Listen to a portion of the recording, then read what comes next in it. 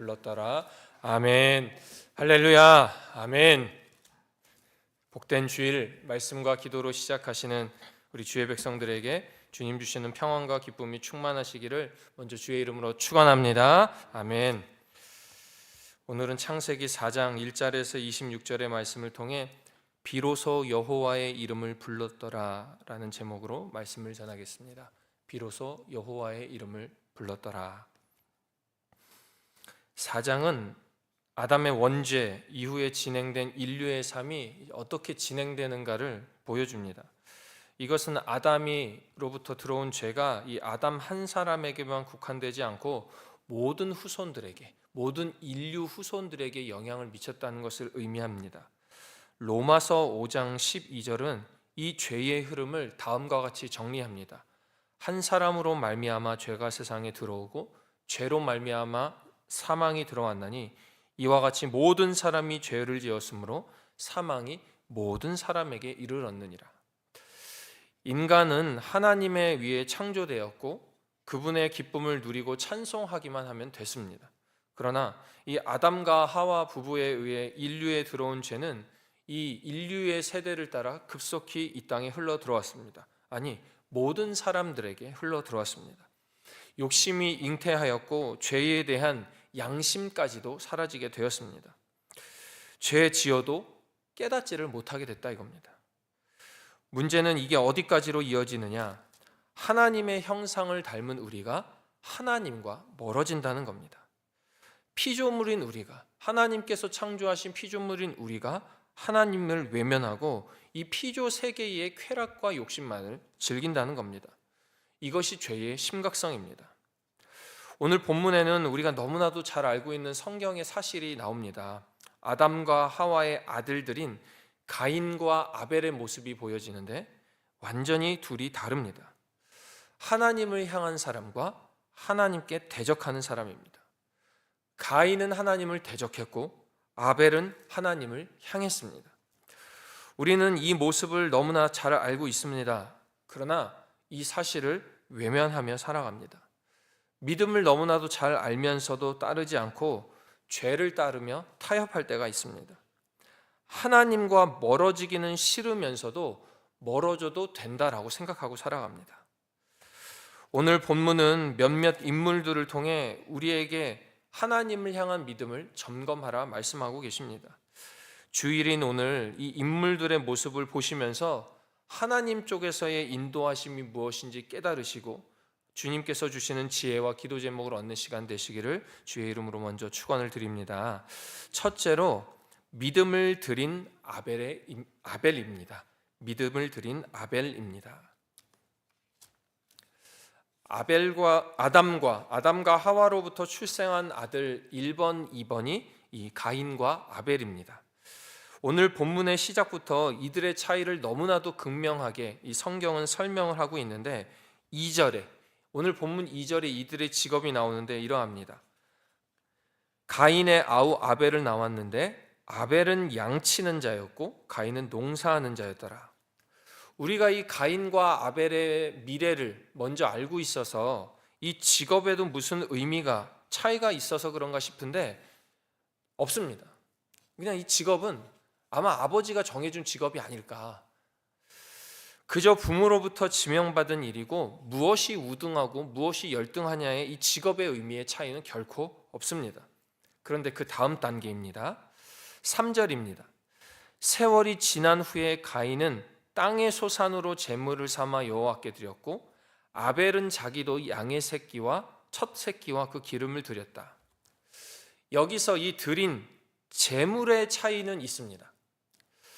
가인은 땅의 소산을 제물을 삼아 드렸고 아벨은 동물의 첫 피와 기름을 드렸다 이렇게 나오는데 누구는 곡식으로 드렸고 누구는 피의 제물을 드렸으니 이 제물의 질적 차이가 있다 이렇게 논하는 사람들도 있는데 이 레위기에는 우리가 다 알다시피 고운 밀가루와 곡식유, 감람유로 드리는 소제라는 제사의 방법이 있습니다.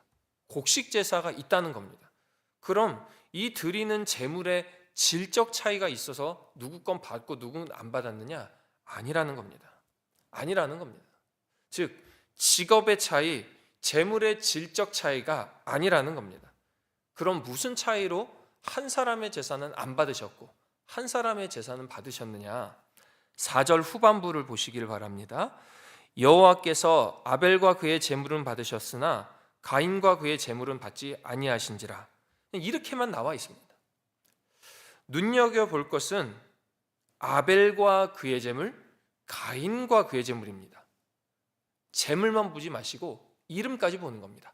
아벨과 그의 재물, 가인과 그의 재물. 즉 하나님께서 받으신 것은 재물만 봐셨다는 것이 아니라 아벨의 그리고 가인의 그들의 모습까지도 하나님 받으셨다는 겁니다. 마음을 감찰하시는 주님께서 형식이 아니라 그들의 마음까지도 꿰뚫어 보시고 그들의 믿음에 따라 그들의 신앙의 태도에까지도 예배 받으셨음에 따라 누구 건 받으셨고 누구 건 안 받으셨다라는 것을 이 본문은 간접적으로 이야기해주고 있는 겁니다. 그러면 이 간접적인 이야기를 직접적으로 해석한 본문이 어디냐? 믿음장이라고 불리는 히브리서 11장 4절에 명확하게 기록합니다. 히브리서 11장 4절에 믿음으로 아벨은 가인보다 더 나은 제사를 하나님께 드림으로 의로운 자라 하시는 증거를 받았다, 이렇게 됩니다. 믿음으로 아벨은 가인보다 더 나은 제사를 드렸다. 직업이 아니었습니다. 재물의 질이나 양이 아니었습니다. 헌금의 액수나 우리의 현재의 직업이 아니라는 겁니다. 우리의 마음과 정성이 무엇을 바라보고 있느냐? 부자의 일부보다 과부의 전부를 더 귀하게 받으셨던 그 예수 그리스도의 믿음이 바로 이거인 겁니다. 이 믿음이 주일인 오늘 예배를 통해 정성껏 주님께 드려짐으로 하나님 기뻐하시는 예배를 드리시는 여러분과 제가 되기를 주의 이름으로 축원합니다. 둘째로 형식과 죄의 사람 가인입니다. 형식과 죄의 사람 가인. 이 제사를 드리는 사람의 마음, 중심을 꿰뚫어 보시는 하나님께서는 가인의 제사를 안 받아 그러고 받지 않으셨습니다. 이 마태복음 5장에 예배를 드리러 가다가 형제에게 원망을 살 일이 있으면 그 재물 잠깐 내려놓고 가서 형제와 화목한 후에 다시 와서 예배하라는 이 예수님의 말씀을 우린 너무나도 잘 알고 있습니다. 같은 맥락으로 바라본다면 우리 마음 안에 화목하지 않은 생각으로 드리는 예배를 주님은 결코 기쁘게 받으시지 않는다는 겁니다. 이 모습을 가인에게서 볼 수가 있습니다.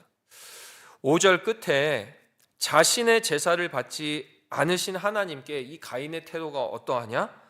분하여 안색이 변한다, 이렇게 얘기 나옵니다. 창조하신 창조주 하나님이 내 예배 안 받으니까 분하여 안색이 받는다 이겁니다. 그런 가인에게 하나님께서 일종의 경고를 하시는데 7절입니다. 7절. 네가 선을 행하면 어찌 낯을 들지 못하겠느냐? 선을 행하지 아니하면 죄가 문에 엎드려 있느니라. 죄가 너를 원하나 너는 죄를 다스릴지라 라고 경고하십니다. 자, 죄가 지금부터 너를 다스릴 거고 네 안에 있는 분노의 모습 보이는데 선을 행하지 않으면 죄가 너를 엎드러뜨릴 거야. 조심하라는 겁니다. 그런데 이 가인 형님, 이 하나님의 말씀도 안 듣습니다. 그리고 이어지는 8절, 인류 최초의 살인이 저질러집니다. 강력한 죄성에 빠져 그 하나님의 경고를 이기지 못하고 자신의 아우를 죽이는 인류 최초의 살인자 가인이 되었는데 그 다음에 가인의 말이 저는 더 무섭습니다. 9절을 보시기 바랍니다. 여호와께서 가인에게 이르시되 내 아우 아벨이 어디 있느냐 물으십니다. 살인했습니다. 그런데 이 가인의 대답이 참 무섭습니다. 그가 이르되 내가 알지 못하나이다 얘기합니다. 죄 모르겠는데요. 하나님이 저에게 지금 말씀하시는 거 모르겠습니다. 이 모른 척하는 가인의 모습, 그 후 이 가인의 모습을 통해 이 가인의 가문은 저주를 받게 되는데 죄의 지배를 받는 가문이 되게 됩니다. 죄를 이길 수 없음을 고백했다면 하나님의 긍휼을 받아 회복했을 이 가문이 결국에 죄와 타협하며 내가 그 죄를 알지 못하나이라는 타협과 함께 그 가문의 그 삶의 불행이 가득할 수밖에 없었습니다. 주일인 오늘 우리 안에 연약함이 있다면 그 연약함 그대로 들고 나아가시길 바랍니다. 그리고 이 부활의 능력으로 우리를 구원하여 주신 그 예수님 보혈의 능력이 저와 여러분의 삶을 정결케 하신다는 사실을 두고 다시금 기도하고 확신하시기를 바랍니다. 그때에만이 우리의 순결하고 정결한 믿음의 제사를 기뻐 받으시는 오늘 주일이 되는 줄로 믿습니다. 끝으로 여호와의 이름을 부른 셋과 에노스입니다. 셋과 에노스. 아벨을 배웠습니다. 가인을 배웠습니다. 지금은 셋과 에노스입니다. 자, 경건의 후손인 아벨은 지금 가인에 의해 죽음을 당했습니다. 그러면 지금 남은 사람은 아벨의 후손이 없고 가인의 후손, 죄인의 후손만 지금 남아있는 상황인 겁니다. 이렇게 역사가 종결되었다면, 가인이 아벨을 죽였으니까 이 부정한 가인만 남아있는 상태로 역사가 종결되었다면 아마 구원의 역사라는, 아마 그 사실은 이 성경 가운데 없을 겁니다. 그러나 우리 사랑하시는 하나님, 창조주 하나님께서는 흑암과도 같은 죄성 가득한 이 시대에 새로운 빛을 늘 허락하신다는 것, 이것이 주님의 구원의 역사요 증거요 역전의 하나님이신데, 이 믿음으로 살다 순교한 아벨, 믿음 지키며 살다 순교한 아벨 대신에 새로운 씨를 허락하셨다라는 그 말씀이 오늘 본문 25절과 26절에 있습니다. 25절과 26절을 한번 눈으로 따라와 주시길 부탁드립니다. 25절입니다. 아담이 다시 자기 아내와 동침하매 그가 아들을 낳아 그의 이름을 셋이라 하였으니 이는 하나님이 내게 가인이 죽인 아벨 대신에 다른 씨를 주셨다 함이며, 26절 이어집니다. 셋도 아들을 낳고 그 이름을 에노스라 하였음에 그때에 사람들이 비로소 여호와의 이름을 불렀더라. 아벨 대신에, 죽임당한 아벨 대신에 다른 보상을 주셨다는 의미의 셋, 이 셋의 이름 자체가 하나님께서 보상하셨다, 이런 의미입니다. 그리고 이 셋의 아들도 허락하셨는데 에노스입니다. 근데 이 에노스의 이름의 뜻이 굉장히 의미심장합니다. 죽을 수밖에 없는 존재라는 뜻입니다. 무슨 의미일까요? 우리가 자녀를 낳고 나서 죽을 수밖에 없는 존재라는 이름 지면 얼마나 속상하겠습니까? 그런데 여기서 오늘 이 셋과 에노스를 통해서 우리가 믿고 있는 기독교 신앙의 핵심을 꿰뚫을 수가 있습니다. 이 셋, 아벨 대신 하나님께서 허락하신 씨앗인 셋을 통해, 셋은 아마도 이미 인간의 연약함을 확인했고, 인간은 이 죄성 가득한 삶을 살아가는 죽을 수밖에 없는 죄인임을 이미 셋은 깨달았다는 겁니다. 그리고 그 사실을 고백했고 믿었으며 그때에 하나님의 구원을 바라보며 예배했다는 겁니다. 그것이 여호와의 이름을 부르는 예배인 겁니다. 그리고 그 예배를 드리는 능력과 은혜와 구원을 바라보며 자신의 아들에게 에노스와 함께 오늘 26절 말씀 뒤에 그때의 사람들이 비로소 여호와의 이름을 불렀더라라는 역사를 이어가더라 이겁니다. 오늘 주일 우리는 어떤 마음의 예배, 주일 예배를 준비하고 계십니까? 형식과 분노 가득한 가인의 예배입니까? 아니면 순결하고 정결하고 그러나 연약함을 인정하는 아벨, 셋의 예배입니까? 사랑하시는 여러분, 아벨과 셋의 예배를 온전히 드리시고 그를 통해 구원하시는 그 보혈의 능력으로 우리를 품어주시고 안아주시는 능력과 구원의 기쁨을 오늘 반드시 회복하심으로 하나님 주시는 평안을 삶 가운데 누리게 되시기를 주의 이름으로 축원합니다. 기도하시겠습니다. 자비하고 은혜로우신 하나님 아버지, 죄로 인해 죽을 수밖에 없는 우리들을 하나님 은혜로 구원하여 주시고 놀라운 십자가 사랑으로 우리를 품어주셨음에 감사를 드립니다.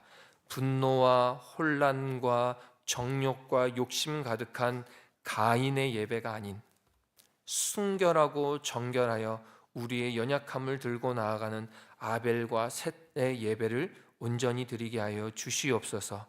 그때에 우리를 꾸짖으시지 아니하시고 예수 그리스도의 독생자 아들 예수까지 우리에게 주셔서 내가 너를 사랑한다라고 확증하시는 그 은혜를 오늘 다시금 체험하는 주일 되게 하셔서 우리의 삶이 세상의 복락이 아닌 그리스도 보혈의 능력으로 새롭게 되는 역사 허락하여 주시옵소서. 과거의 구원의 은혜로 살아가는 우리가 아닌 매일의 구원의 은혜로 살아가게 하셔서 하나님 살아가심이 우리 삶 가운데에 체험되게 하여 주시옵소서. 귀한 예물 정성껏 주님께 드리오니 받아주시고 하나님의 축복을 삶마다 경험하게 하여 주시옵소서. 주일입니다. 신령과 진정으로 예배드리게 하시고 말씀 전하시는 감독회장님 영육에 강건함 더하여 주시고 들으러 나오는 성도님들 가운데에 놀라운 치유와 회복, 구원의 확신 더하여 주시옵소서. 예수님의 이름으로 감사하며 기도하옵나이다. 아멘.